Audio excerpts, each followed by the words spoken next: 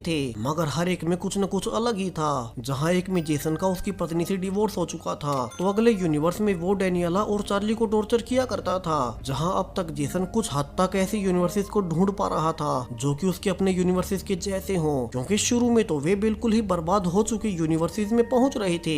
यानी कि वो कुछ हद तक तो अपने मन को शांत करना सीख ही चुका है, मगर अभी भी वो अपने रियल यूनिवर्स में नहीं जा पा रहा था। यानी कि जेसन 2 ने कई महीनों तक ध्यान और मेडिटेशन सीखा होगा, तभी वो इतने एग्जैक्टली यूनिवर्सेस में जा पा रहा है। तो अब रियल जेसन कोशिश करना जारी रखता है, मगर हर बार हर यूनिवर्स में कोई न कोई चीज अलग होती और जेसन हर एक कोशिश करके देख चुका था, मगर छोटी से छोटी इवेंट का डिफरेंस भी उन्हें अलग यूनिवर्स में ले जा रहा था। और वो खुद भी जानता था कि वो इनफाइनाइट मल्टीवर्स के समुद्र में अपने रेत के कण के बराबर यूनिवर्स को ढूंढ रहा है, और हर कोशिश के बाद उनके इंजेक्शंस भी खत्म होते जा रहे थे।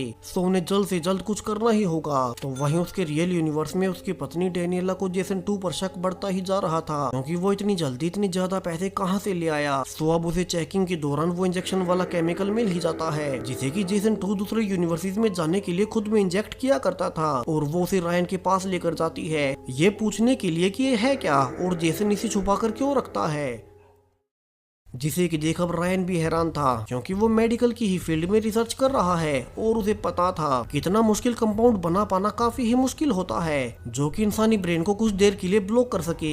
तो अब वो अकेला ही जेसन के पास जाकर पूछने लगता है कि उसने ये कैसे बनाया, हालांकि उसे भी नहीं पता था कि ये जेसन उनका अपना जेसन नहीं है। तो वही जेसन हैरान था कि उसका इंजेक्शन रायन तक पहुंचा कैसे, और वो अब उसे भी बता ही देता है कि वो असल में एक बॉक्स के जरिए पैरेलल यूनिवर्सिटीज में जा सकता है, और उसके लिए उसे केमिकल के इंजेक्शन की जरूरत होती है। और वो अब रायन को एक ऐसे यूनिवर्स में ले जाता है जहाँ की पृथ्वी उसकी रियल पृथ्वी से कहीं गुना ज्यादा एडवांस्ड थी। और उसे देख तो अब रायन भी हैरान रह गया था, जहाँ पर जेसन उसे आगे बताता है कि उसने ठीक कहा था, ये कंपाउंड बनाना काफी ही मुश्किल था, क्योंकि इसे रायन के ही दूसरे यूनिवर्स के वर्जन ने ही बनाया था। और अब ये सुनने के बाद तो रायन समझ जाता है कि असल में उनके यूनिवर्स का जेसन है ही नहीं, और वो पूछने लगता है कि उसने उनके जेसन के साथ किया क्या। मगर जेसन कहता है कि उसे बड़ी ही मुश्किल से डेनियला फिर से मिली है, और वो उसे कैसे भी करके खो नहीं सकता। और ये कहकर अब वो रायन की फोन के साथ उसे यूनिवर्स में छोड़ देता है, ताकि वो किसी और को सच्चाई बता ना पाए। मगर अब जब वो रायन को वहीं छोड़कर आ ही रहा था, तो उसे रायन के फोन से पता लगता है कि असल में वो कंपाउंड डेनियला ने ही रायन को दिखाया था, यानी कि अब उसे भी उस पर शक हो चुका है। तो दूसरी ओर रियल जेसन और अमेंडा बहुत सारे यूनिवर्सिटीज में घूम घूम कर थक चुके थे, जहाँ उन्हें समझ नहीं आता कि वे करे क्या।